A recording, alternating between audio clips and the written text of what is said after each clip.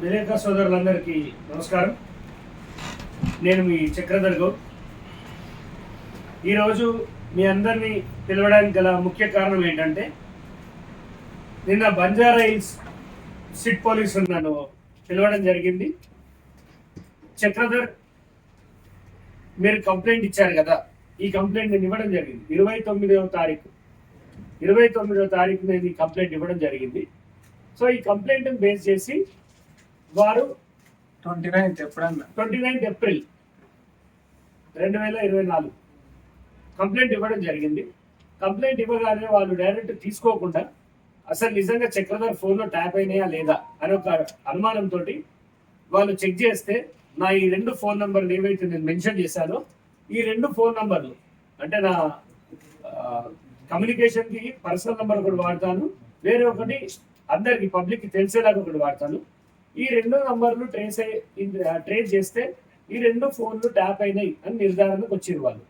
అయితే వాళ్ళకి ఇంకొక అనుమానం ఏమొచ్చిందంటే, మీకు ఇది ఒక్కటేనా ఇంకొకరిదైనా అనుమానం ఉందా అని అడిగితే నేను నా సతీమణి నంబర్ ఇవ్వడం జరిగింది. ఇమ్మీడియట్గా ఆ నంబర్ చెక్ చేసి ఆ నంబర్ కూడా ఫోన్ ట్యాపింగ్ జరిగిందని తెలిసింది. దాంతో పాటు మా ఇంట్లో పనిచేస్తాడు ఒక పిల్లగాడు నాగరాజు అని. మా ఇంట్లో పనిచేసే పిల్లగాడు నాగరాజు అని, ఆయన ఏం పని చేస్తాడు తెలుసా అండి? ఛాయలు అందిస్తాడు, ఇంట్లో టిఫిన్లు అవి తెచ్చిస్తాడు. ఫౌండేషన్కి సంబంధించిన వ్యక్తి. అతని ఫోన్ కూడా ట్యాప్ అయింది అంటే మీరు ఆలోచించాలి. నేను సిద్దిపేటలో ఫార్మర్ ఫస్ట్ ఫౌండేషన్ అని నడిపిస్తున్నా. రాజకీయం పక్కన పెట్టండి. ప్రభాకర్ రావుకి నాకు సంబంధం లేదు, ప్రణీత్ రావుకి నాకు సంబంధం లేదు, రాధాకృష్ణరావుకి నాకు సంబంధం లేదు. అలాంటప్పుడు ఏ సంబంధం ఉందని పోలీస్ వాళ్ళు నా ఫోన్ ట్యాప్ చేసారు, నా భార్య ఫోన్ ట్యాప్ చేసారు. దాదాపుగా మాకున్న అనుమానం ఒకటి ఏంటంటే, నేను పోలీస్ వాళ్ళకి చెప్పడం, దాదాపుగా 5 గంటల సేపు నన్ను విచారించారు. ఈ 5 గంటల్లో నేను వాళ్ళకి చాలా విషయాలు చెప్పడం జరిగింది.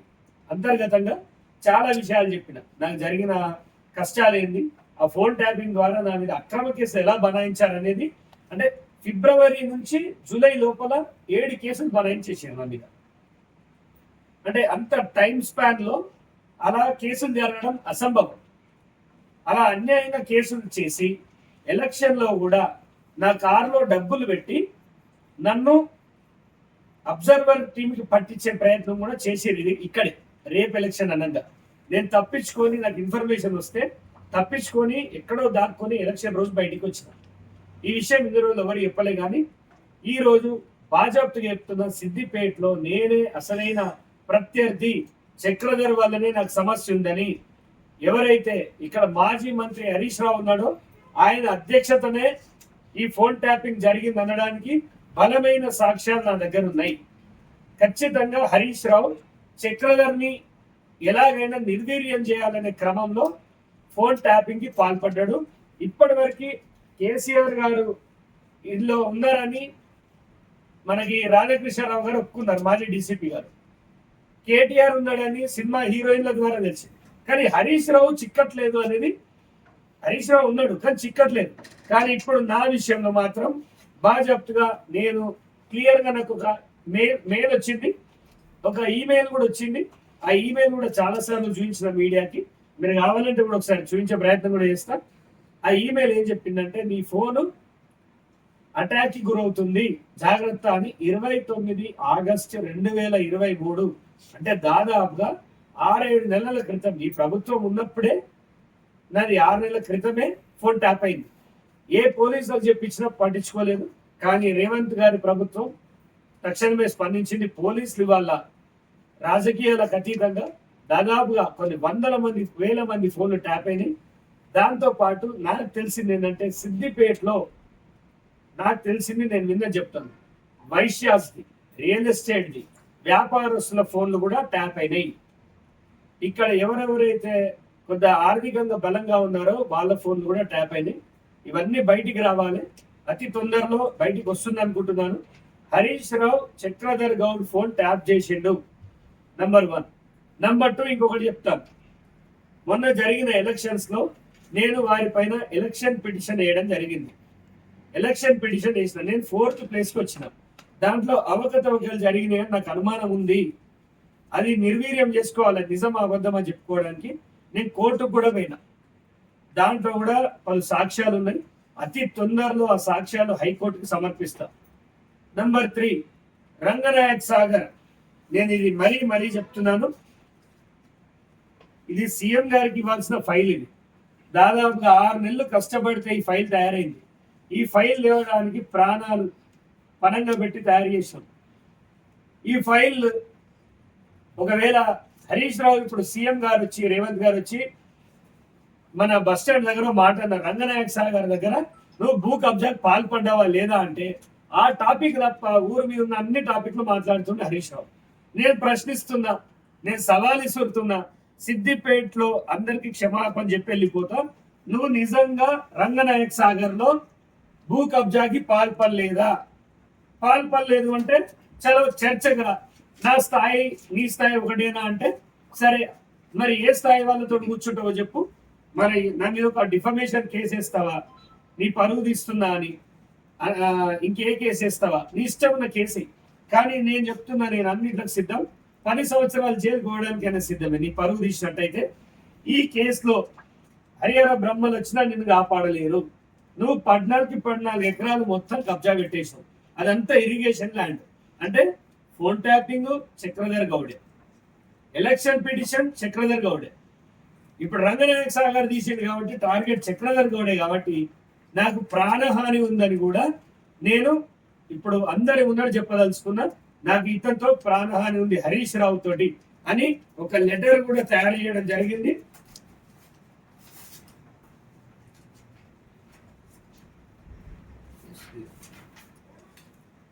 నేను ఇది ఇవ్వడానికి వెళ్ళాను, సార్ లేడు, మళ్ళా కూడా ఇస్తాను, పత్రిక వాళ్ళకు కూడా ఇస్తాను.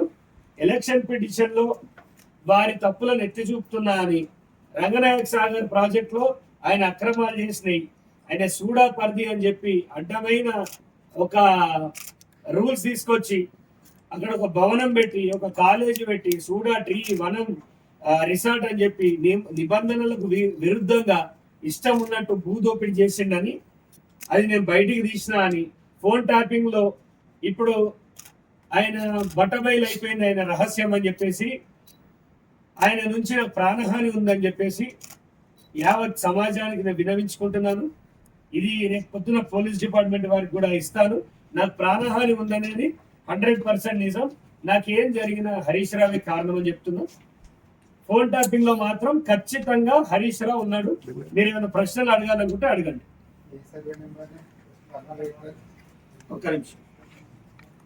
402, 403. ఇప్పుడు సర్వే నంబర్లు వచ్చేసి 402, 403, 404, 405, 406, 464, 464. ఓకే, ఇవన్నీ రామంచ విలేజ్ కిందకి వస్తాయి.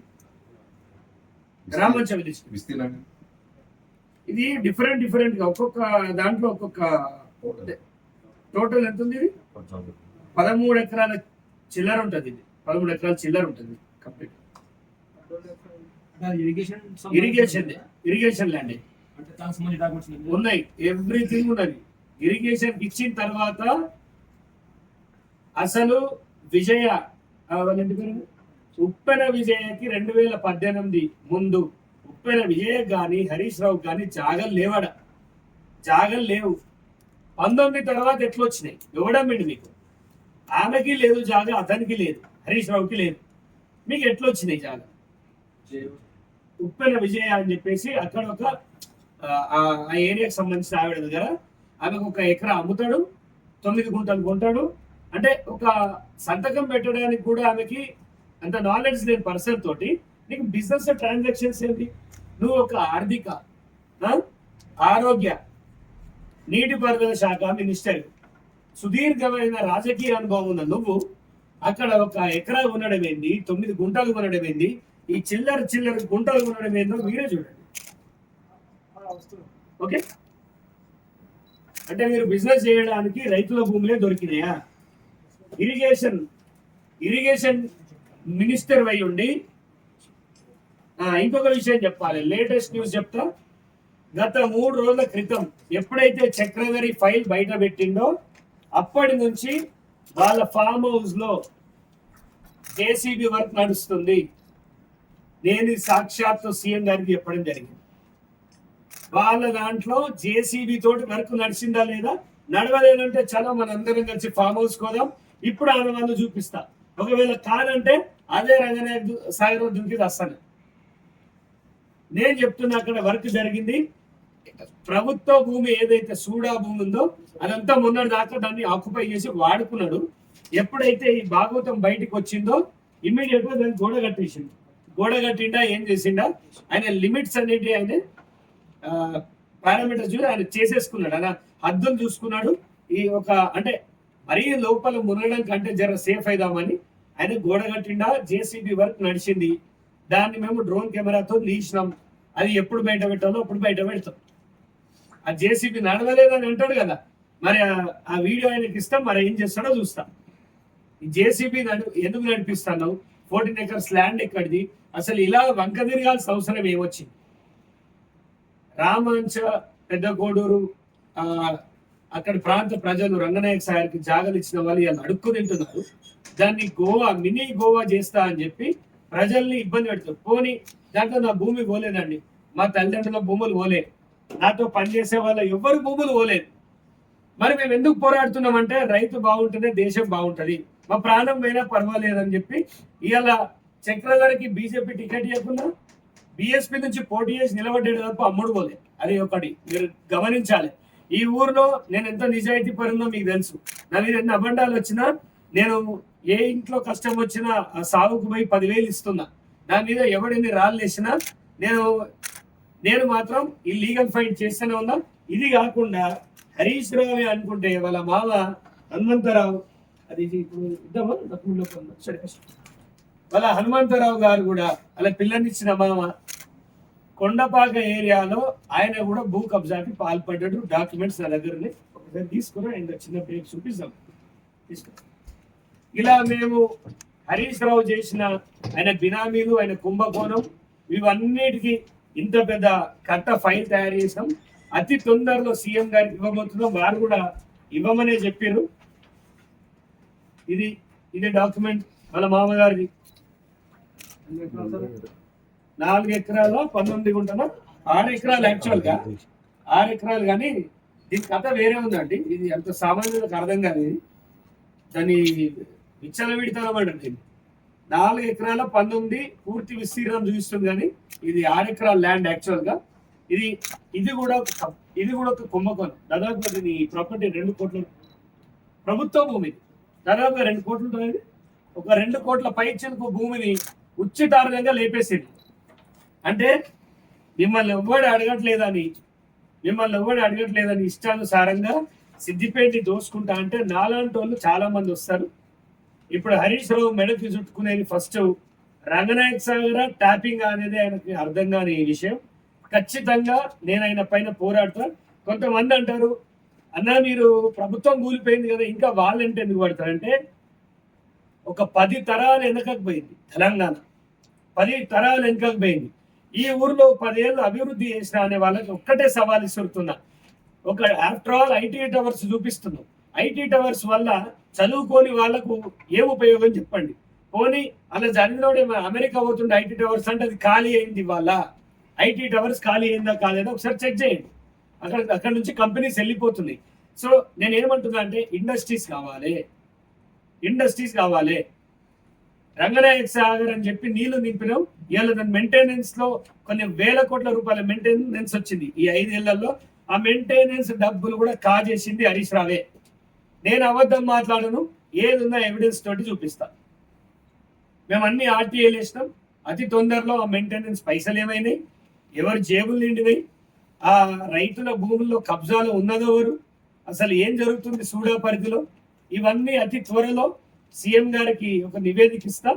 ఖచ్చితంగా సిద్దిపేట ప్రక్షాళన జరగాల్సిందే. సిద్దిపేట బాగుపడాలి అంటే ఈయన దొర అహంకారం దిగుతలేదు. ఖచ్చితంగా ఆధారాలతో బయట చూసిన వాళ్ళందరూ హరీష్ రావు ఇది డెవలప్ చేసిండు అది డెవలప్ చేసిండు అంటారు. వినాశనం చేసిండు ఇక్కడ. ఈ వినాశనాన్ని నేను ఖచ్చితంగా ప్రజల ముందు పెడతా అని చెప్తున్నా. మీకు ఇంకేం డౌట్స్ ఉన్నా అడగండి. ఉన్నాయా డౌట్స్ ఏమన్నా?